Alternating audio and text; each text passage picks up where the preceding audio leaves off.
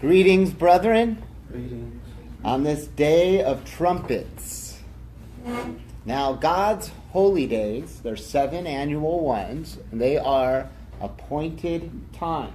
And we know in Colossians 2:16 and 17, it says, "Don't let anyone judge you on these appointed times that you keep, for they are shadow of things to come." The future. That's what God's about. He's a God of future. And in Genesis 1:14, I'll just read it. This is before Adam was created. God said, "Let there be lights in the firmament of the heavens to divide between the day and the night, and let them be for signs and for appointed or set times." There you go. That's the holy convocations, which are the feast and holy days of God's seasons, their days and the years. So God knew when he made trumpets, which is a war feast, that he knew mankind was going to sin. Now, if Adam didn't sin, and then it would have been Abel, or it would have been someone that did good to start it. Abel is the first to do good in the line of mankind. But God knew we needed Jesus Christ. And what did he say? In the book of Hebrews, he was sacrificed before the foundations of the world. So that shows you our nature is sinful. We need Christ in us. So the blowing of the trumpets, that's what it's called. It's called the day of what? Trumpets. And let's go to Numbers chapter 29 and verse 1, which really coincides Leviticus 23. And Numbers 29, verse 1, we read, "And in the 7th month, on the 1st day of the month, today, you shall have a holy convocation. You shall do no servile work. It is a day of blowing the trumpets," plural. There are 7 trumpets symbolized on this day. Now, a shofar, when it was blown, that's a shout. It's a form of a warning, a shout. So, as it was mentioned in the sermonette, today is the only holy convocation, as far as the 7 annual, that is a new moon. That means you can't even see a sliver on the moon. It is a time of darkness. So let's go to Isaiah 13. Isaiah 13, and I'm going to read 3 to 11. Isaiah the prophet writes, "I have commanded my holy ones." Now that's the first fruits. "I have also called my mighty ones for my anger." Now that could be the angels. "Even those who rejoice in my triumph. The noise of a multitude in the mountains, as of a great people. A tumultuous noise of the kingdoms of nations gathered together. The Lord of hosts gathers an army for the battle. They come from a far country, another realm, through the door. From the end of heaven, the Lord and the weapons of his indignation to destroy how much of the earth? A piece of the pie? The whole earth. How? For the day of the Lord is at hand. It shall come as destruction from who? The Almighty. Therefore all hands shall be faint, and every man's heart shall melt. And they shall be afraid, pangs, and sorrow shall take hold of them. They shall be in pain like a woman who travails. They shall be amazed at one another. Their faces are like blazing fire. Behold, the day of the Lord.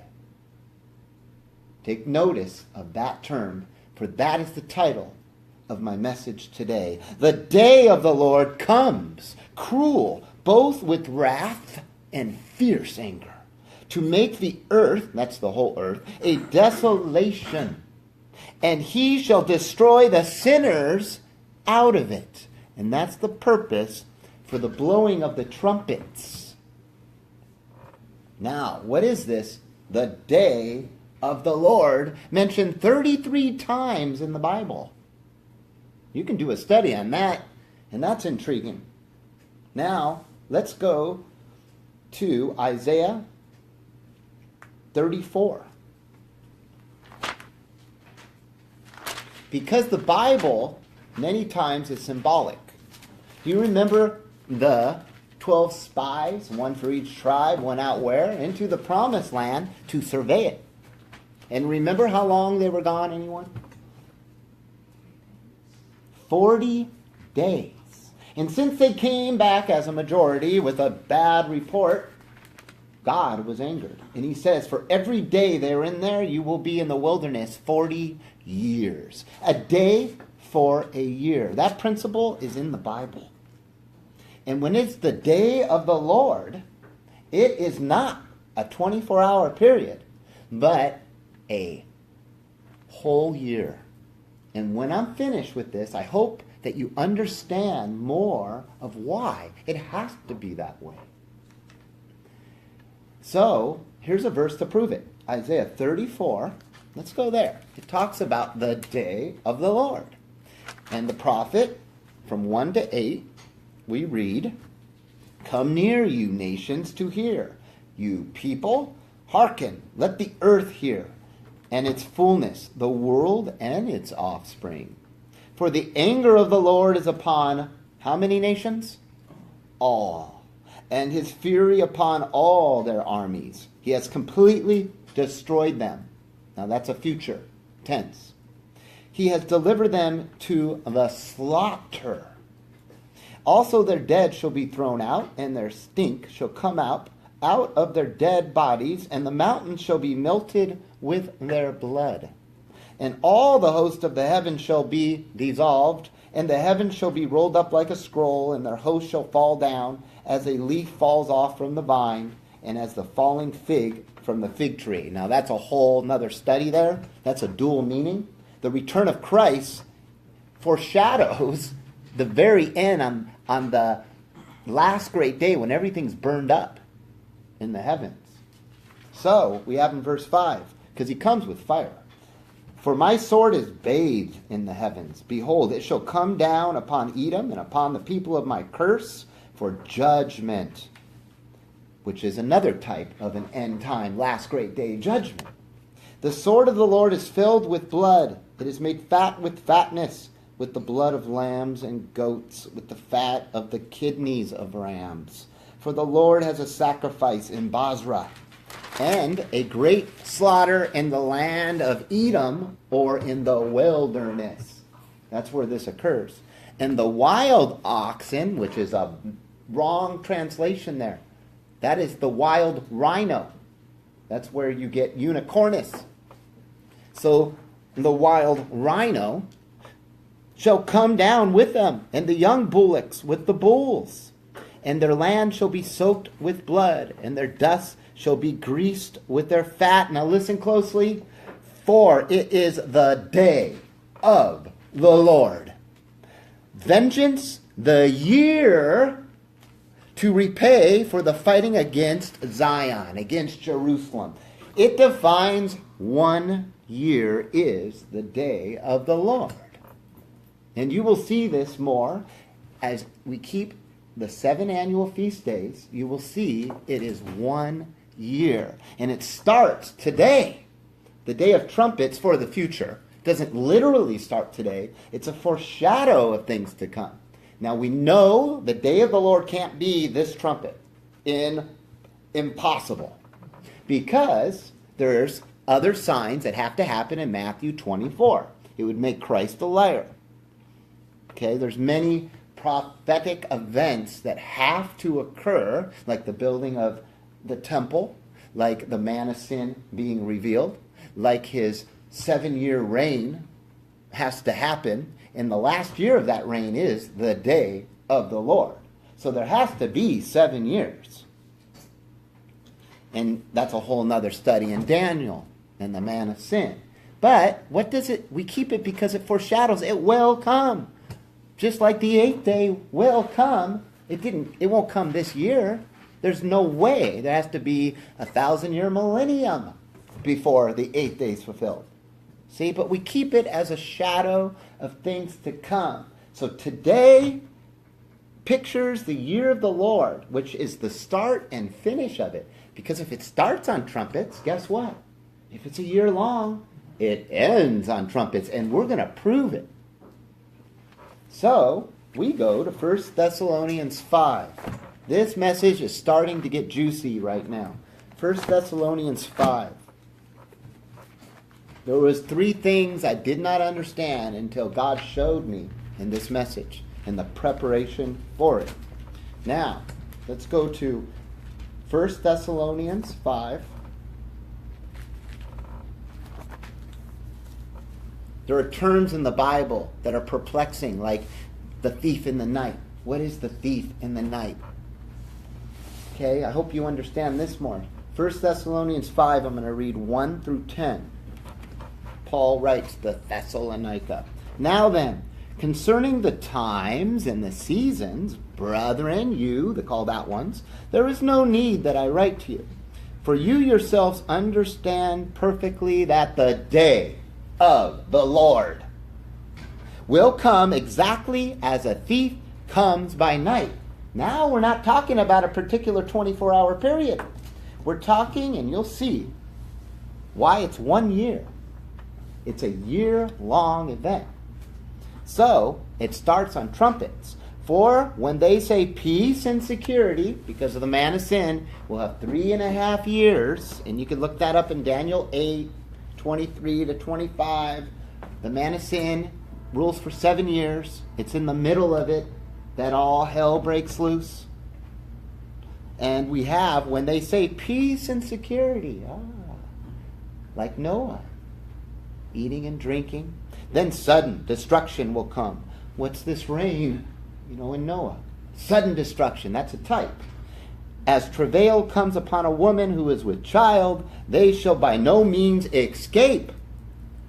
But you, brethren, the light, Christ in you, brethren, are not in darkness, that the day of the Lord should overtake you as a thief, the day of gloominess, of darkness. Why? Because you're the light. For you are the children of the light and the children of the day. We are not of night nor of darkness. We see a path that leads to the promised land. So then we should not sleep as others do, but we should watch and we should be sober, not like Laodicea, who's asleep. For those who are sleeping, sleep in the night, and those who are drunken, get drunk in the night. But we who are of the day should be sober, having put on the breastplate of faith and love, and for a helmet, that's in the mind, the hope of salvation. Because God has not appointed us to wrath. We'll learn about that, talking about God's wrath.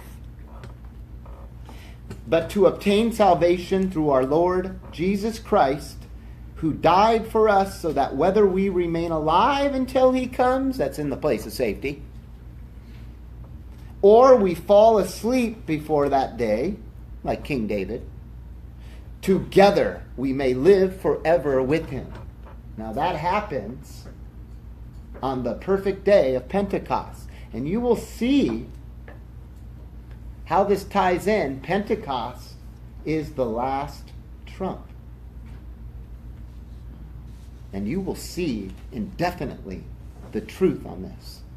So, let's go to Revelation 12. I mentioned God's wrath. You ever heard of the term Satan's wrath?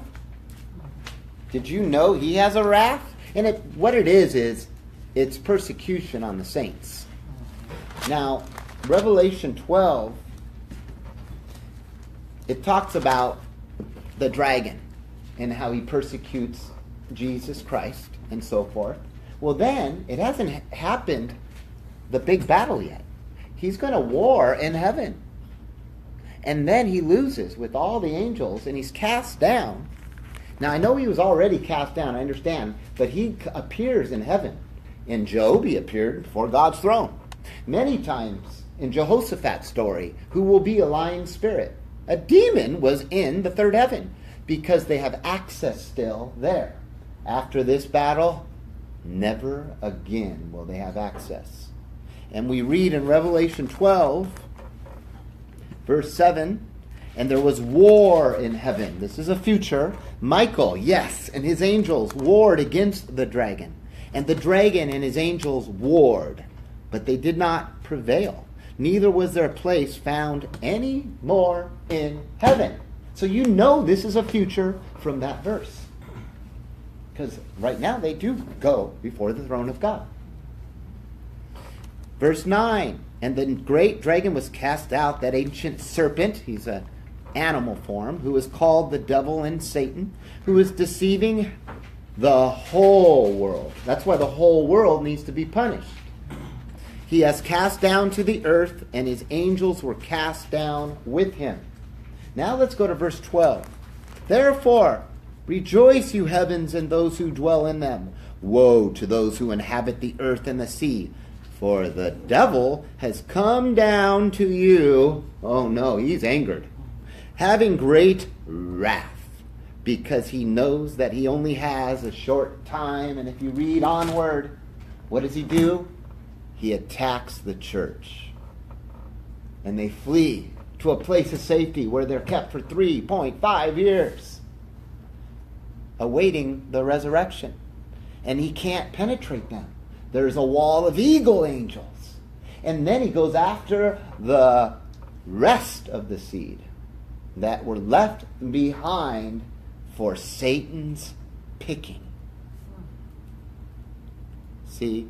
So, they are left behind in the wrath of God. However, take note, the ones that endure to the end of the Laodiceans, the ones that don't stay lukewarm and become hot, stand up for God and are martyred, they make it to the harvest.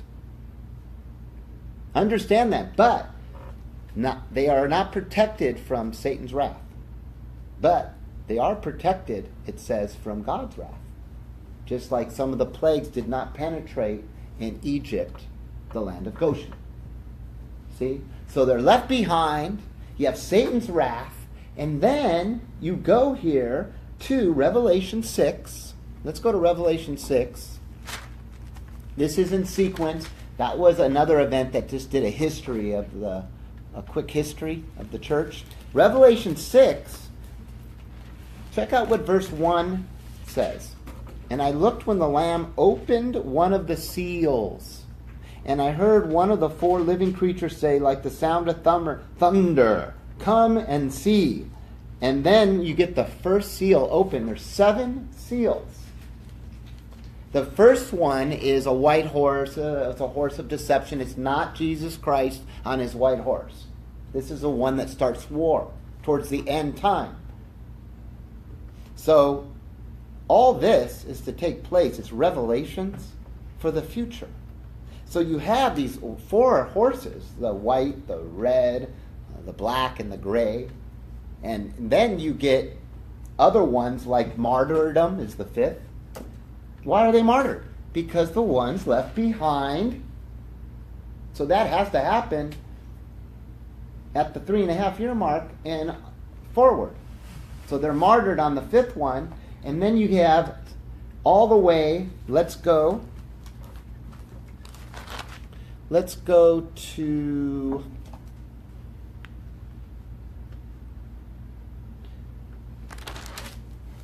Acts 6:17. Now, after the 6 seals opened, it says, because the great day of God's wrath has come. This is what men shout out after taking 6 seals. And who has the power to stand. So God's wrath didn't start yet. And then, let's go to Revelation 8. Now, this brings us to the chart. If you don't have the chart online, I uploaded it. You could download it. Now, have the chart in front of you with Revelation 8, because the sixth seal was already opened, and now the seventh seal is about to get opened. But what does he say in chapter 8?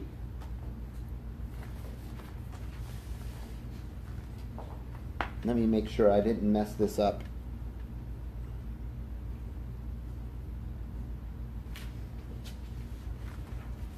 I'm looking for the seventh seal.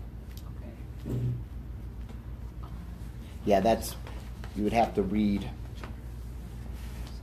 Chapter 8, verse 1. When you open the 2. Yeah, there it is. Thank you. I'm glad we have Bereans in the house. Okay. Revelation, it was right in front of my eyes.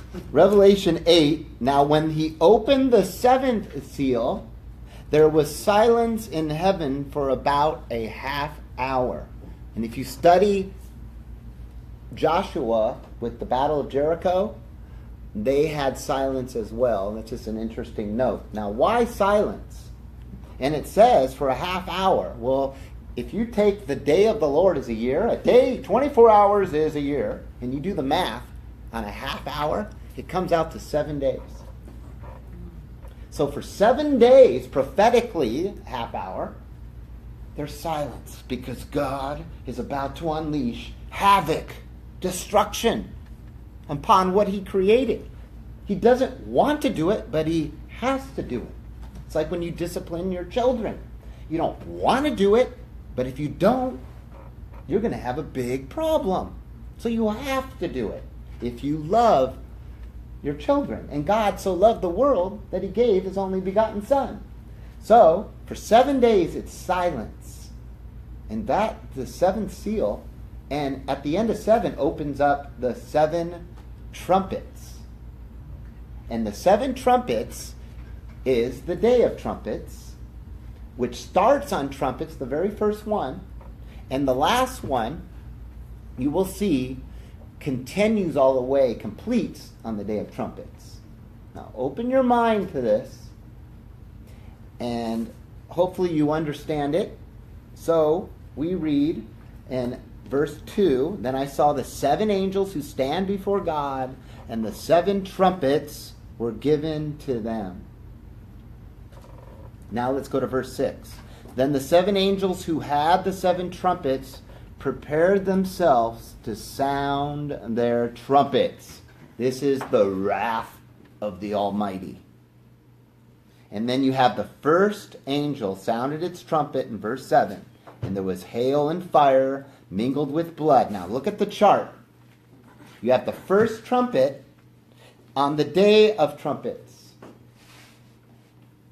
And you have hail with fire. 1/3 of the earth is destroyed with it. And I'm just going to follow the chart. The second trumpet, the next holy convocation of the annual feast days of God, is what? The Day of Atonement. What is that? 9 more days from now?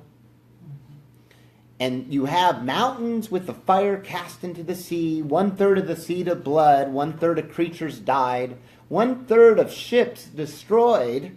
That's all in Revelation 8 through 9. That's the second trumpet. Now the third trumpet would go to the first day of tabernacles. The first day is a holy convocation. And that is a full moon. Now, a star wormwood, 1/3 rivers and fountains of water made bitter. Then the fourth trumpet will be sound when? The next holy day of the annual is the 8th day. Now that would be after the last great day. The last great day is the 7th day of the feast. And you could prove that in Scripture. That's a bit of a puzzle, but the 8th day is the new beginning. The new heavens and the new earth. That's the holy convocation. And that is the 4th trumpet. Now, the 5th trumpet sounds. It starts the first of 3 woes. And you can read this in Revelation 9. And that starts on the first day of unleavened bread. See how that's the fifth trumpet?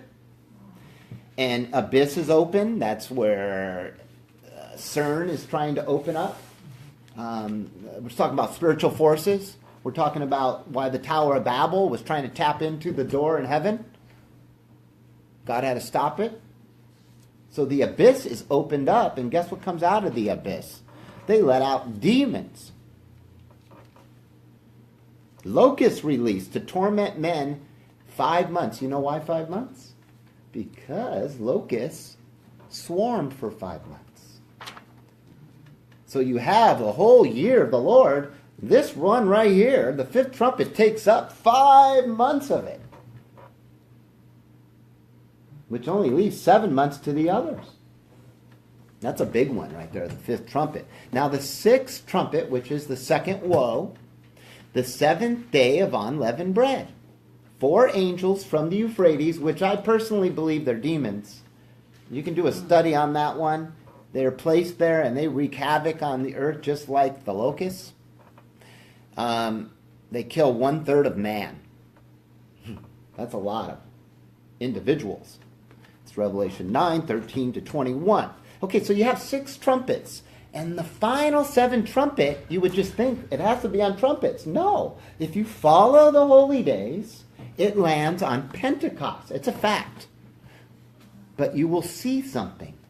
When it first starts, it is the last of the trumpets, correct? The 7th trumpet is the last trumpet. And I want to read right here, 1 Corinthians 15:52. I'll just quote it. The resurrection chapter.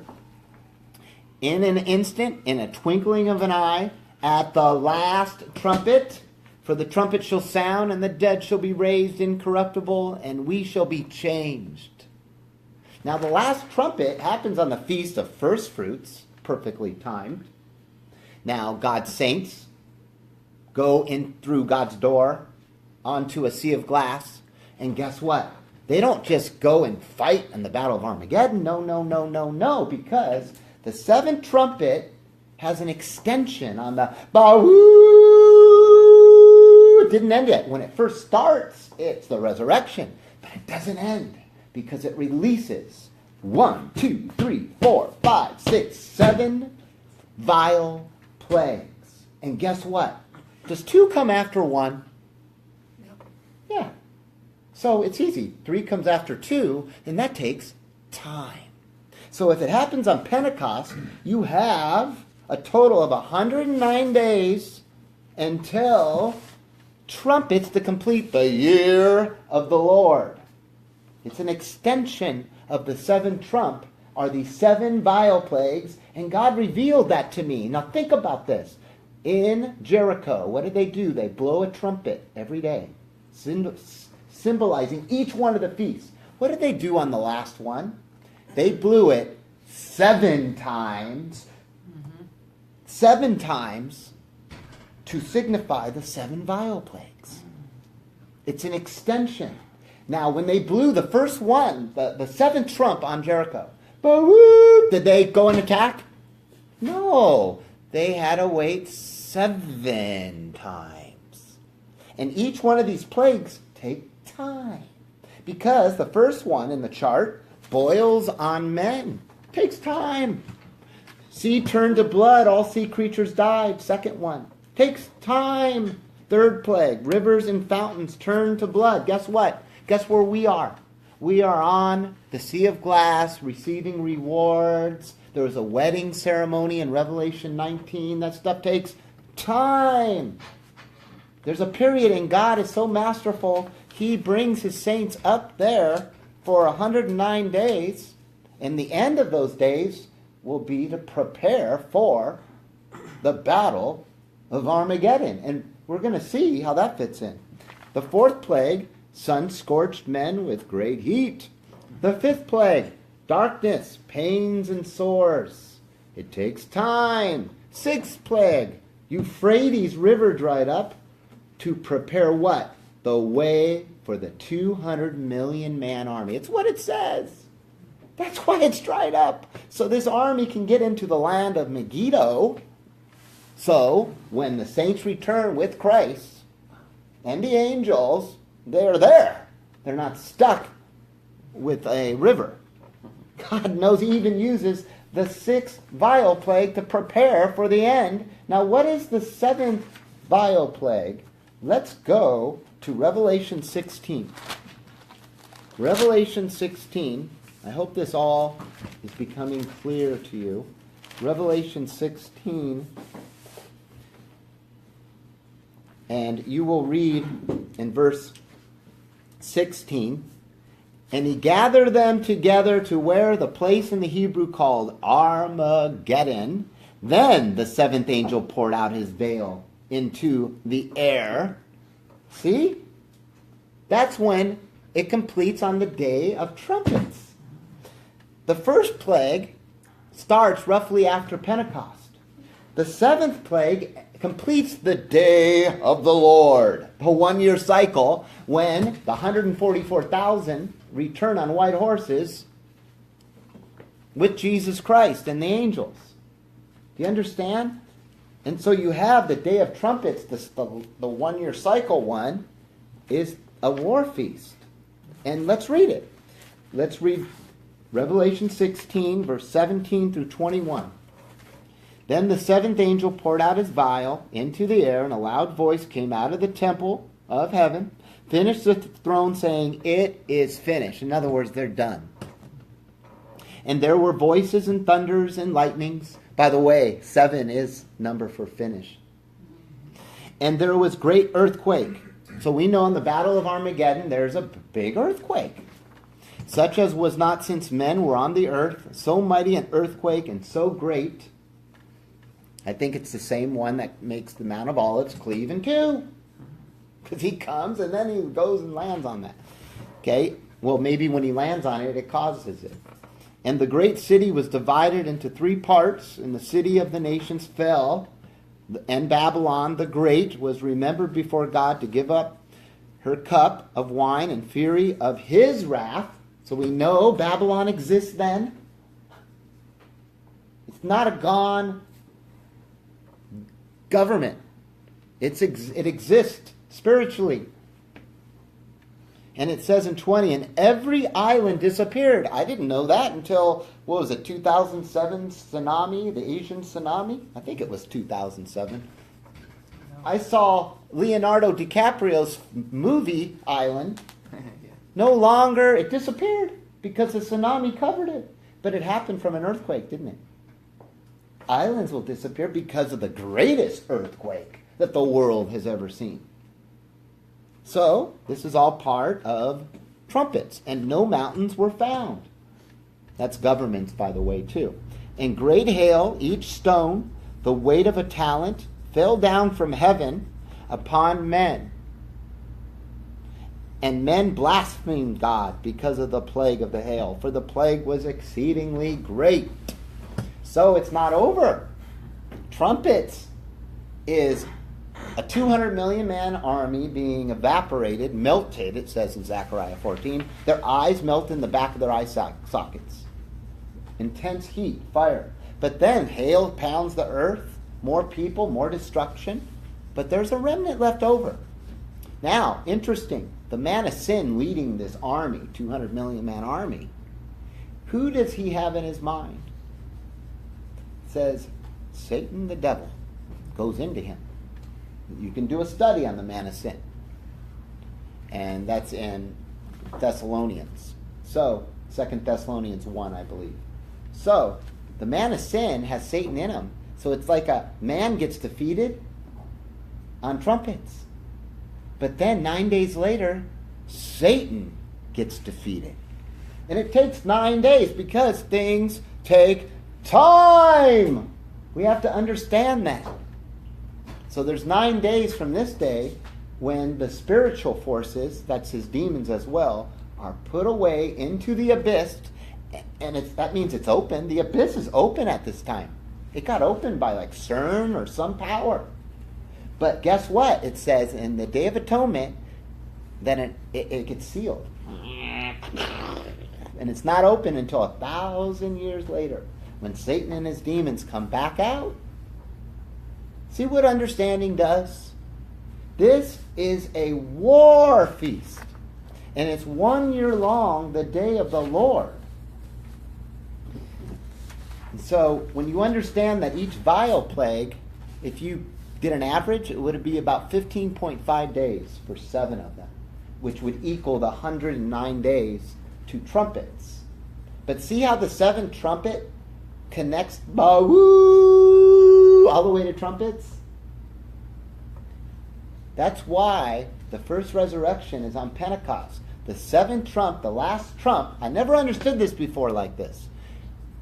If you follow it, it's blasted on Pentecost. But then it releases 7 vial plagues, all the way completing the day of the Lord. I hope I am clear. I've heard sermons on prophecy, revelations, and very cryptic to me. It's like listening to calculus. I don't know if God made me a video editor to make it clearer, but to me it's really simple, but I was blocked. And now that I have these pieces, and there's many more that we could learn, and as Bereans we could learn, but it really should be simple. Now it's up to us, because what does this mean unless we prepare for this day? That we are light in this dark day of the Lord. See?